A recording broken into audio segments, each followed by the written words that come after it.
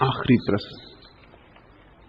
किसी सुंदर युवती को देखकर जाने क्यों मन उसकी ओर आकर्षित हो जाता है। आंखें उसे निहारने लगती हैं। मेरी उम्र 50 हो गई, फिर भी ऐसा क्यों होता है? क्या यह वासना है या प्रेम या सुंदरता की स्तुति? कृपया मेरा मार्ग निर्देश करें। ऐसा होता है निरंतर, क्योंकि जब दिन थे तब दबा लिया तो रोग बार बार उभरेगा। जब जवान थे तब ऐसी किताबें पढ़ते रहे जिनमें लिखा है ब्रह्मचर्य ही जीवन है, तब दबा लिया। जवानी के साथ एक खूबी है कि जवानी के पास ताकत है, दबाने की भी ताकत है। वही ताकत भोग बनती, वही ताकत दमन बन जाती, लेकिन जवान दबा सकता है। मेरे अनुभव में अक्सर ऐसी घटना घटती रही है। लोग आते रहे कि 40 और 45 साल के बाद बड़ी मुश्किल खड़ी होती जिन्होंने भी दबाया, क्योंकि 40-45 साल के बाद वो ऊर्जा जो दबाने की थी वो भी क्षीण हो जाती, तो जो दबाए गई वासनाएं थी वो उभर के आती, और जब बेसमय आती तो और भी बेहूदी हो जाती। जवान स्त्रियों के पीछे भागता फिरे, कुछ भी गलत नहीं, स्वाभाविक है। होना था वही हो रहा है। बच्चे तितलियों के पीछे दौड़ते फिरे, ठीक है। बूढ़े दौड़ने लगे तो फिर जरा रोग मालूम होता है। लेकिन रोग तुम्हारे कारण नहीं, तुम्हारे तथाकथित साधुओं के कारण है, जिनने तुम्हें जीवन को सरलता से जीने की सुविधा नहीं दी है। बचपन से ही जहर डाला गया, काम वासना पाप है। तो काम वासना को कभी पूरे प्रफुल्ल मन से स्वीकार नहीं किया, भोगा भी तो भी अपने को खींचे रखा, भोगा भी तो कलुषित मन से, अपराधी भाव से। ये मन में बना ही रहा कि पाप कर रहे हैं। संभोग में भी उतरे तो जान के कि नरक का इंतजाम कर रहे हैं। अब तुम सोचो, जब तुम संभोग में उतरोगे और नरक का भाव बना रहेगा, क्या खाक उतरोगे? संभोग की सुरभि तुम्हें क्या घेरेगी? वो नृत्य पैदा न हो पाएगा। तो तुम बिना उतरे वापस लौट आओगे। शरीर के तल पर संभोग हो जाएगा, मन के तल पर वासना अधूरी अतृप्त रह जाएगी। मन के तल पर दौड़ जारी रहेगी। तो जब बूढ़े होने लगोगे और शरीर कमजोर होने लगेगा और शरीर की दबाने की पुरानी शक्ति क्षीण होने लगेगी और मौत दस्तक देने लगेगी दरवाजे पर और लगेगा कि अब गए, तब ऐसा लगेगा ये तो बड़ा गड़बड़ हुआ, भोग भी ना पाए और चले, डोली तो उठी नहीं, अर्थी सज गई। तो मन बड़े वेग से स्त्रियों की तरफ दौड़ेगा, पुरुषों की तरफ दौड़ेगा। ये तथाकथित समाज के द्वारा पैदा की गई रुग्ण अवस्था है। बच्चे को उसके बचपन को पूरा जीने दो, ताकि जब वो जवान हो जाए तो बचपन की रेखा भी न रह जाए, ताकि वो पूरा जवान हो सके। जवान को पूरा जीने दो, उसे अपने अनुभव से ही जागने दो, ताकि जवानी के जाते जाते वो जो जवानी की दौड़ धूप थी, आपाधापी थी, मन का जो रोग था, वो भी चला जाए, ताकि बूढ़ा शुद्ध बूढ़ा हो सके। और जब कोई बूढ़ा शुद्ध बूढ़ा होता तो उससे सुंदर कोई अवस्था नहीं। लेकिन जब बूढ़े में जवान घुसा होता है, तब एक भूत तुम्हारा पीछा कर रहा है, तब तुम एक प्रेतात्मा के वश में हो, तब तुम्हें बड़ा भटकाएगा, तब तुम्हें बड़ा बेचैन करेगा। और जैसे जैसे शरीर असक्त होता जाएगा, वैसे वैसे तुम पाओगे वेग वासना का बढ़ने लगा। एक स्त्री के संबंध में मैंने सुना है, वह 40 से ऊपर की हो चुकी थी, मोटी हो गई थी, बेहूदी हो गई थी, कुरूप हो गई थी। फिर भी बनती बहुत थी। दावत में पास बैठा युवक उसकी बातों से उकता गया था और भाग निकलने के लिए बोला, क्या आपको वो बच्चा याद है जो स्कूल में आपको बहुत तंग करता था? उसका हाथ पकड़ के स्त्री ने कहा, अच्छा तो वो तुम थे? उसने कहा, नहीं जी नहीं, मैं नहीं, वे मेरे पिताजी थे। एक उम्र है, तब चीजें शुभ मालूम होती हैं। एक उम्र है, तब चीजों को जीना जरूरी है। उसे अगर न जी पाए तो पीछा चीजें करेंगी और तब चीजें बड़ी विभत्स हो जाती। एक सिनेमा गृह में ऐसा घटा, एक महिला पास में बैठे एक बदतमीज बूढ़े से तंग आ गई थी, जो आधे घंटे से सिनेमा देखने की बजाय उसे ही घूरे जा रहा था। आखिर उसने फुसफुसाकर उस आदमी से कहा, सुनिए, आप अपना एक फोटो मुझे देंगे? आदमी बाग बाग हो गया, जरूर जरूर, एक तो मेरी जेब में ही है, लीजिए।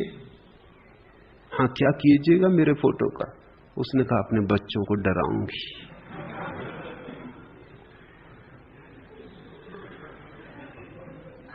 सावधान रहना। वही जो एक समय में शुभ है, दूसरे समय में अशुभ हो जाता है। वही जो एक समय में ठीक था, सम्यक था, स्वभाव के अनुकूल था, वही दूसरे समय में अरुचिपूर्ण हो जाता है, बेहुदा हो जाता है। जिन मित्र ने पूछा है, उनको थोड़ा जाग के अपने मन में पड़ी हुई दबी हुई वासनाओं को अंतर्दर्शन करना होगा।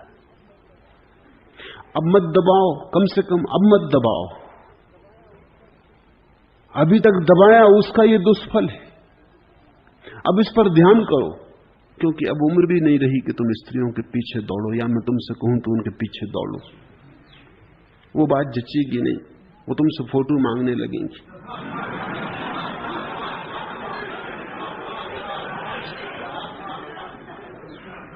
अब जो जीवन में नहीं हो सका उसे ध्यान में घटाओ। अब 1 घंटा रोज आंख बंद करके कल्पना को खुली छूट दो। कल्पना को पूरी खुली छूट दो, वो किन्हीं पापों में ले जाए, जाने दो, तुम रोको मत। तुम साक्षी भाव से उसे देखो कि ये मन जो जो कर रहा है मैं देखूं। जो शरीर के द्वारा नहीं कर पाए वो मन के द्वारा पूरा हो जाने दो। तुम जल्दी ही पाओगे। कुछ दिन के 1 घंटा नियम से काम वासना पर अभ्यास करो।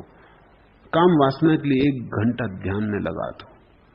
आंख बंद कर लो और जो जो तुम्हारे मन में कल्पनाएं उठती हैं, सपने उठते हैं, जिनको तुम दबाते होगे निश्चित ही, उनको प्रकट होने दो। घबराओ मत, क्योंकि तुम अकेले हो। किसी के साथ कोई तुम पाप कर भी नहीं रहे, किसी को तुम कोई चोट पहुंचा भी नहीं रहे, किसी के साथ तुम कोई अभद्र व्यवहार भी नहीं कर रहे कि किसी स्त्री को घूर कर देख रहे हो।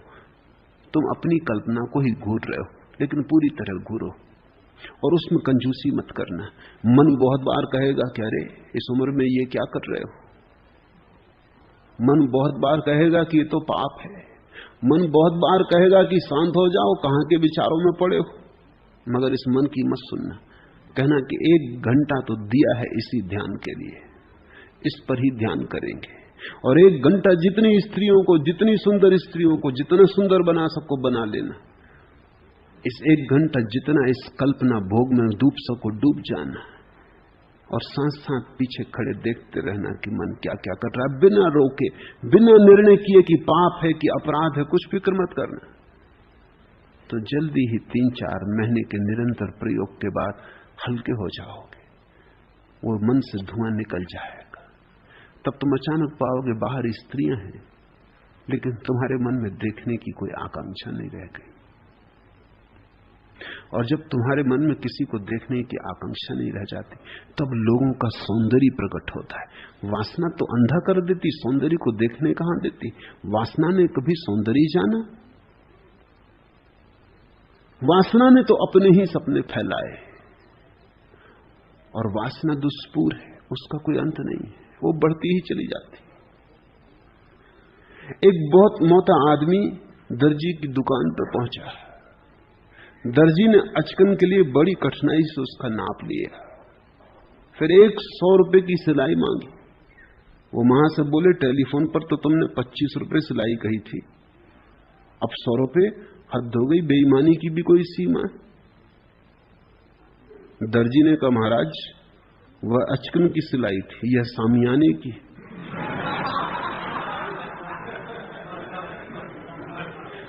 अचकने सामियाने बन जाती।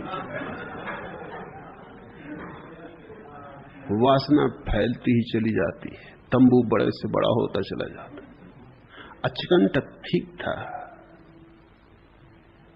लेकिन जब सामियाना ढोना पड़े चारों तरफ तो कठिनाई होती।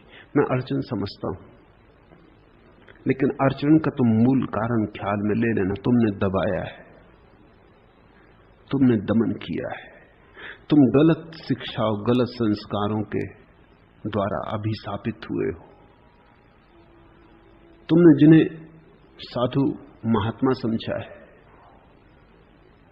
तुमने जिनकी बातों को पकड़ा है, न वे जानते न उन्होंने तुम्हें जानने दिया है। मेरे पास साधु सन्यासी आते हैं तो कहते हैं एकांत में आपसे कुछ कहना। मैं कहता हूं सभी के सामने कह दो, एकांत की क्या जरूरत? वो कहते हैं कि नहीं, एकांत में। अब तो मैंने एकांत में मिलना बंद कर दिया, क्योंकि एकांत में जब भी साधु सन्यासी आए तो वो एकांत ही मांगते, और एकांत में एक ही प्रश्न है उनका कि ये काम वासना से कैसे छुटकारा हो। कोई 70 साल का हो गया है, कोई 40 साल से मुनि है, तो तुम क्या करते रहे 40 साल? कहते क्या बताएं, जो जो शास्त्र में कहा है, जो जो सुना है वो करते रहे। उससे तो हालत और बिगड़ती चली गई। मवाद को दबाया है, निकालना था। घाव पे तुमने ऊपर से मलहम पट्टी की है, ऑपरेशन की जरूरत थी। तो जिस मवाद को तुमने भीतर छिपा लिया वो अब तुम्हारे रग रग में फैल गई। अब तुम्हारा पूरा शरीर मवाद से भर गया है, तो थोड़ी सावधानी बरतनी पड़ेगी।